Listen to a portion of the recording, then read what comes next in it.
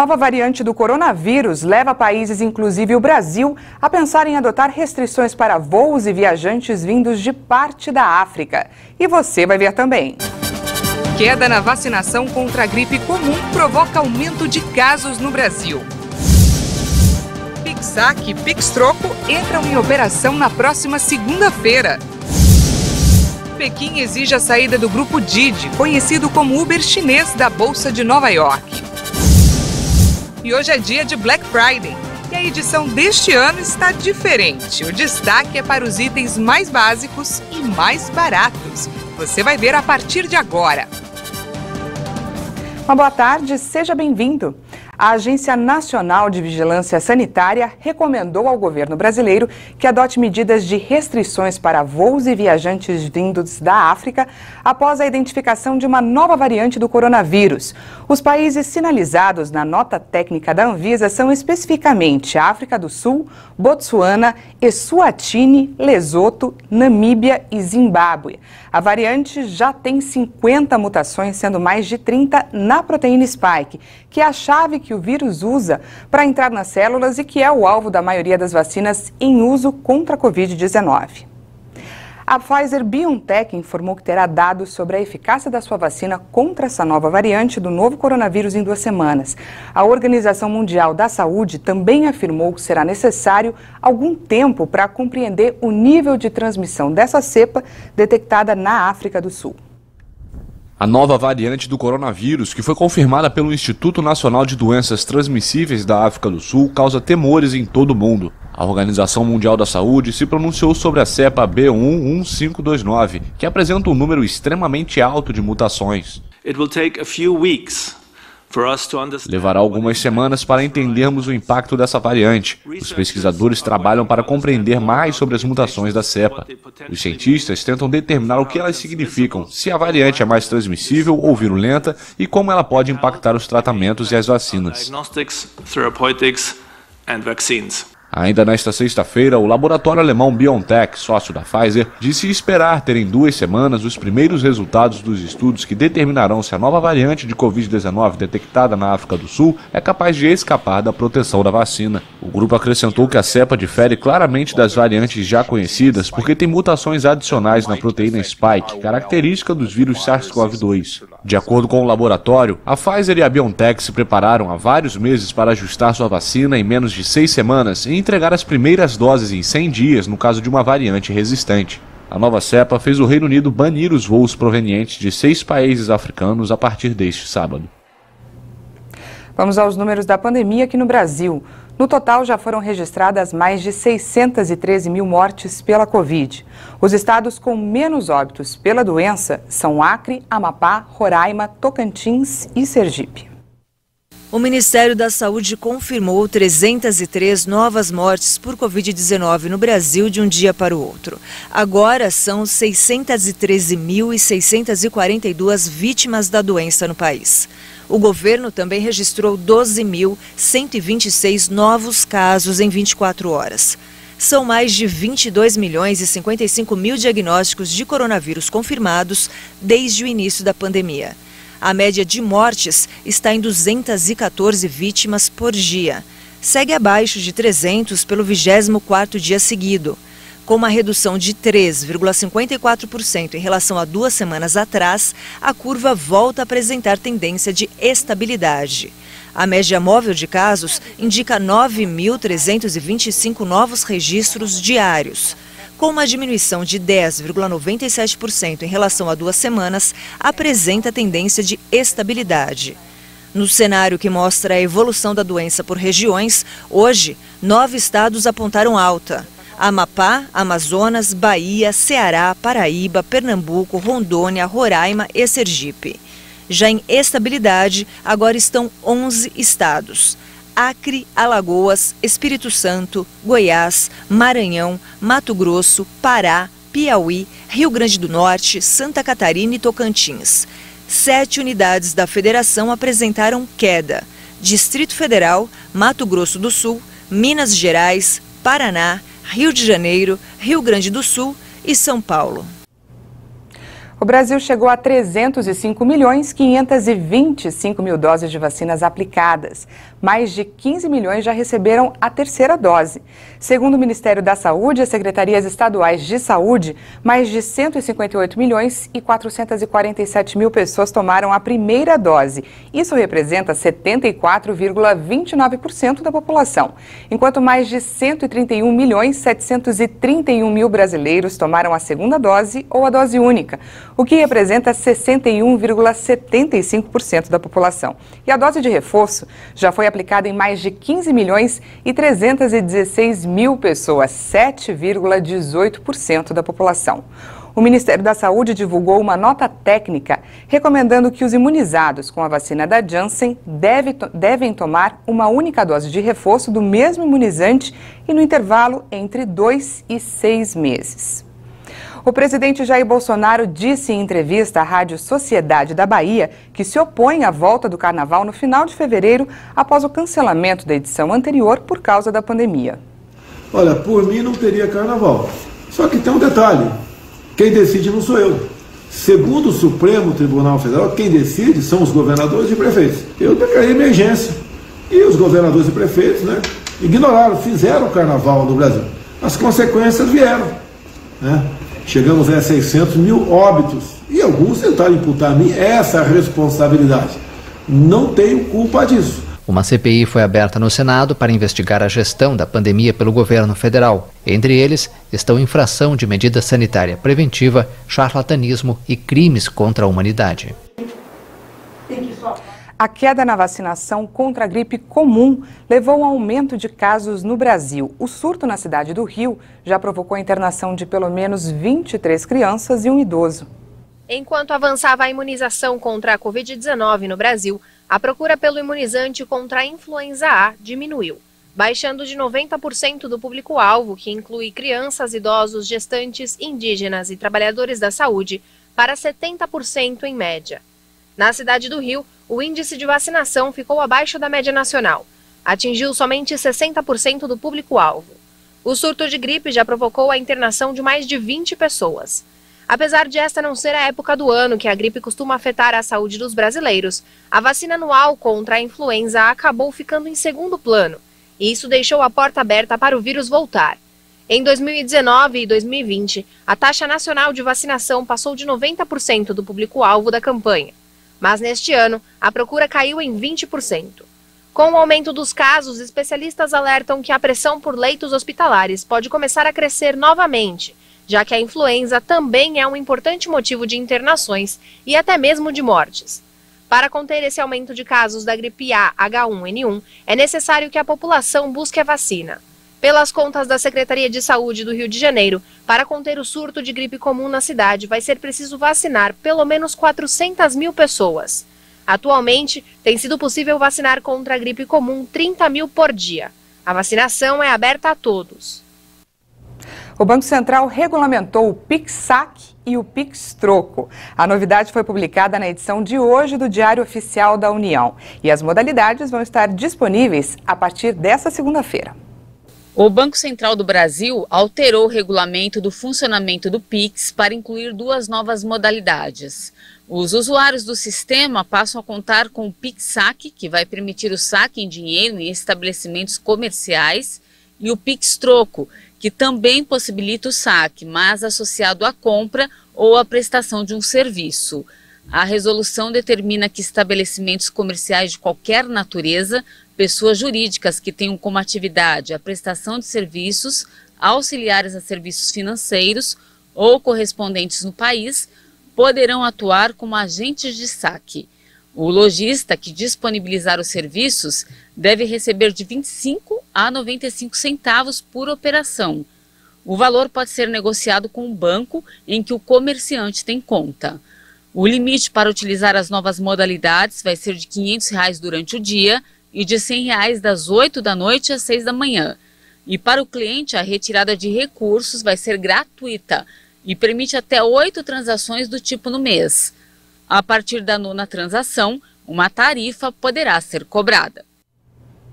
Um levantamento do Instituto Brasileiro de Economia da Fundação Getúlio Vargas mostra as ocupações que tiveram o maior e o menor número de contratações no período de 2012 a 2019.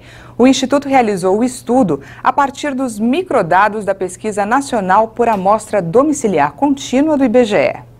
As ocupações que mais cresceram no Brasil nos últimos anos foram as relacionadas aos serviços, como vendedores. Já as com maior decréscimo estão ligadas a ocupações técnicas e operacionais em áreas como agropecuária, mineração e construção. O levantamento utilizou microdados da Pesquisa Nacional por Amostra Domiciliar Contínua do IBGE entre os anos de 2012 e 2019. A análise das ocupações em ascensão e em declínio mostrou pelo menos 4 tendências do mercado de trabalho. O crescimento das ocupações relacionadas à tecnologia, tais como dirigentes de serviços de TI e comunicações e especialistas em base de dados e em redes de computadores. Estão em declínio funções administrativas e técnicas associadas às funções repetitivas e operacionais. As 3 primeiras tendências são compatíveis com as evidências internacionais que apontam que funções com uso intensivo de tecnologia estão entre as principais ocupações emergentes em diversos países. Segundo o Fórum Econômico Mundial de 2020, o conjunto de profissões emergentes refletirá a importância contínua da interação humana na nova economia, com o aumento da demanda por empregos na economia do cuidado, funções em marketing, vendas e produção de conteúdo. A 4ª tendência está muito relacionada às características da economia e do mercado de trabalho brasileiro, em que o setor de serviços se destaca e no qual os informais tendem a estar mais concentrados. A Rússia está de luto após a tragédia em uma mina na Sibéria que deixou 52 mortos. Acredita-se que o acidente na mina de carvão de Keremovo, na Sibéria, tenha sido causado por uma explosão de gás metano. Das 285 pessoas que estavam no local, 52 morreram. Entre as vítimas estão 6 socorristas que participavam das operações de busca. Este já é considerado o pior acidente da mineração na Rússia em mais de uma década. Enquanto o Comitê de Investigação abriu um processo criminal e deteve 3 pessoas, incluindo o diretor da mina, a região começou a respeitar 3 dias de luto. E vamos conferir a previsão do tempo para o restante dessa sexta-feira e também para o fim de semana em algumas capitais do país. O dia em São Paulo está chuvoso e o tempo vai ficar assim. A máxima não deve passar dos 26 graus. E no sábado, o dia vai ficar parecido, com máxima de 29 graus. Mas no domingo, o tempo volta a ficar firme, com calorão de até 32 graus. Em Salvador, na Bahia, a previsão é de sol entre nuvens, com máxima de 28 graus. No sábado, faz 29 e no domingo, 28 graus, com previsão de chuva o dia todo.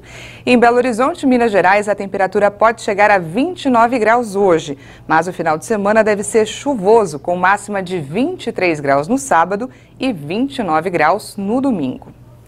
Você vai ver depois do intervalo. A Black Friday deste ano deve superar os desafios causados pela pandemia. Nós voltamos já.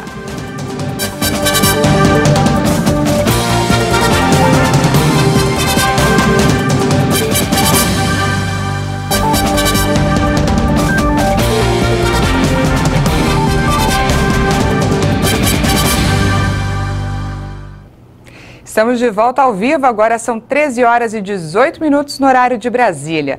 O Senado Federal aprovou o projeto que amplia a possibilidade de diagnósticos a partir do teste do pezinho. O texto segue agora para a avaliação da Câmara dos Deputados. Senadores votaram a favor do projeto de lei que amplia o rol mínimo de doenças a serem rastreadas pela triagem neonatal, conhecida popularmente como teste do pezinho. A medida modifica o Estatuto da Criança e do Adolescente para incluir no teste doenças como distrofias musculares e outras enfermidades neuromusculares. Atualmente, a triagem neonatal oferecida pelo Sistema Único de Saúde, o SUS, é capaz de detectar somente 6 doenças. Já com a versão ampliada, o teste pode detectar até 53 doenças, inclusive enfermidades consideradas raras, que atualmente só podem ser descobertas após exames na rede particular de saúde. O teste do pezinho é obrigatório e gratuito. Segundo o Ministério da Saúde, a triagem neonatal é um exame que deve ser realizado em todos os recém-nascidos, normalmente a partir do 3º dia de vida. O teste ajuda a diagnosticar algumas doenças genéticas e metabólicas. Dessa forma, caso seja identificada alguma alteração, o tratamento pode ser iniciado logo em seguida, de forma a evitar complicações e promover a qualidade de vida da criança. E uma pesquisa da Unicamp comprovou a eficácia do teste de DNA HPV para a detecção do câncer de colo de útero. A aplicação do teste de HPV baseado em DNA para rastrear o câncer de colo de útero se mostrou mais eficaz na detecção da doença que os exames atuais. A pesquisa, que foi desenvolvida pela Universidade Estadual de Campinas, comprovou a eficácia do teste no comparativo com o exame de Papa Nicolau, que identifica células já doentes. A detecção do câncer nas mulheres que participaram da pesquisa do DNA HPV foi antecipada em 10 anos, ainda em estágios iniciais. O estudo foi feito em parceria com a Prefeitura Municipal de Indaiatuba, no interior paulista, entre 2017 e 2020, com cobertura de mais de 80% da população-alvo. Os primeiros resultados foram publicados em novembro na revista científica The Lancet.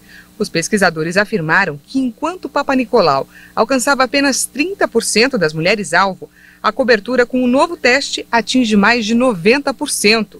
Em 2 anos e meio foram detectados 21 casos de câncer na população, sendo que 14 eram microscópicos, em pacientes em que a idade média era de 39 anos. Com o Papa Nicolau foram detectados 12 cânceres e apenas 1 era microscópico.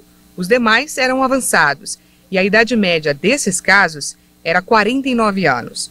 O câncer do colo do útero é o 3º tumor maligno e mais frequente na população feminina e é a 4ª causa de morte de mulheres por câncer no Brasil. O governo da China exigiu que o grupo Didi, conhecido como Uber chinês, estabeleça um plano para interromper sua cotação na bolsa de Wall Street. A entrada da empresa no mercado de ações de Wall Street em junho foi ofuscada por uma investigação das autoridades do regime comunista sobre questões de cibersegurança. Com base em fontes próximas ao caso, a Bloomberg afirma que nesta sexta-feira a agência reguladora chinesa exigiu que os executivos da empresa retirassem o grupo da Bolsa de Nova York devido ao temor de vazamento de dados considerados sensíveis. A informação também cita uma privatização ou transferência para a Bolsa de Hong Kong como opções. A administração do ciberespaço da China afirmou que a empresa precisa trabalhar nos detalhes que devem passar pela autorização de Pequim. O grupo Didi arrecadou 4,4 bilhões de dólares em sua entrada em Wall Street, o maior valor para uma empresa chinesa desde o Alibaba em 2014.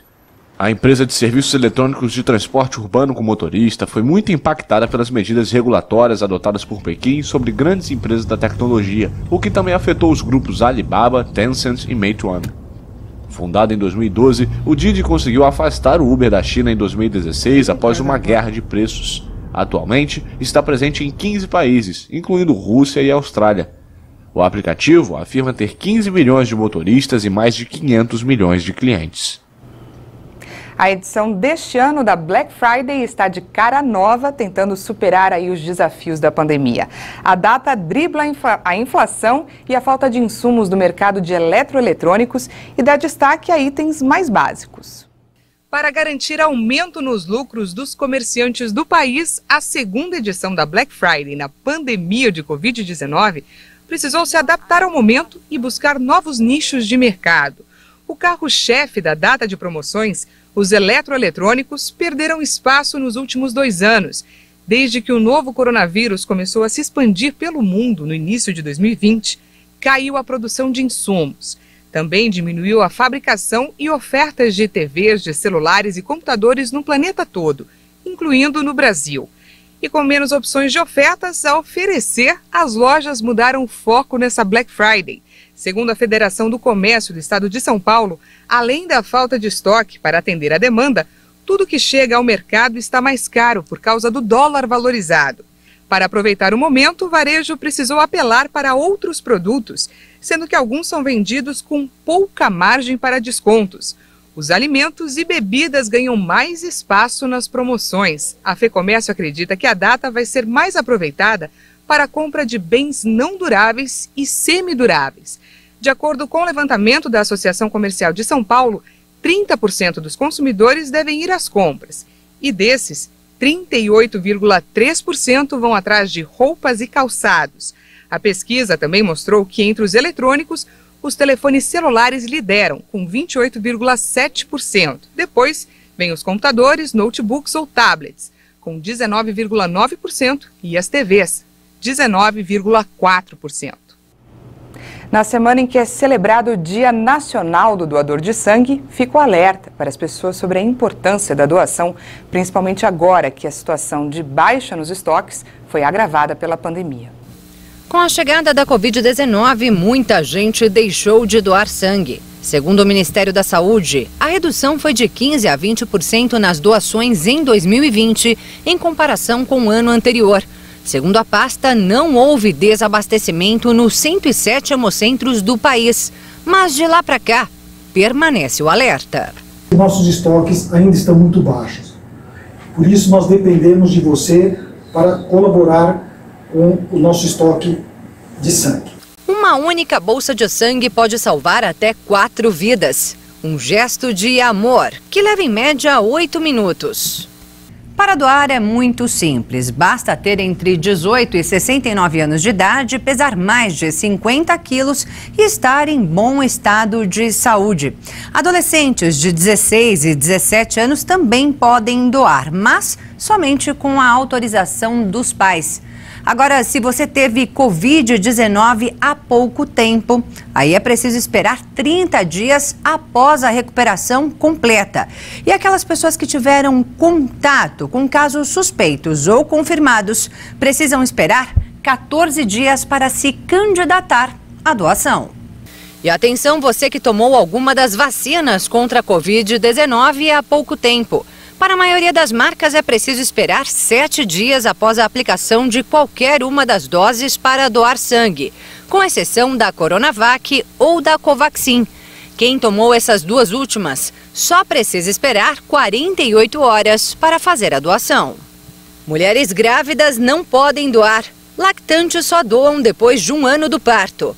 12 meses também é o tempo de espera para quem fez tatuagem, maquiagem definitiva ou micropigmentação. E devem esperar 6 meses aquelas pessoas que passaram por procedimentos mais invasivos, como endoscopia, colonoscopia ou rinoscopia. O período de doação para homens é entre mínimo de 2 meses, para a mulher de 3 meses. O homem pode doar até 4 vezes ao ano e a mulher só 3 vezes ao ano.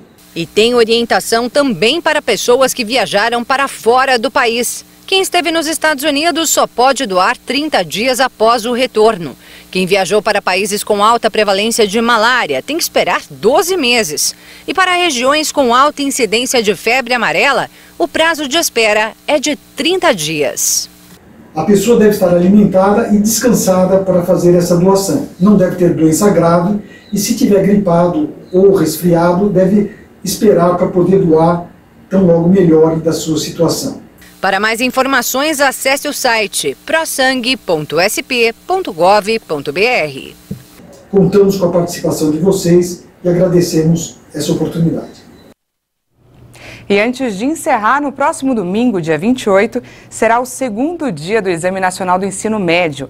A prova será aplicada nas versões impressa e digital e dessa vez os estudantes deverão responder questões de ciências da natureza e matemática e suas tecnologias. Lembrando que os portões serão fechados à 1 da tarde e a prova deve ter início à 1h30. E em nome de toda a equipe do Hit Notícias, eu desejo a todos os participantes uma boa prova.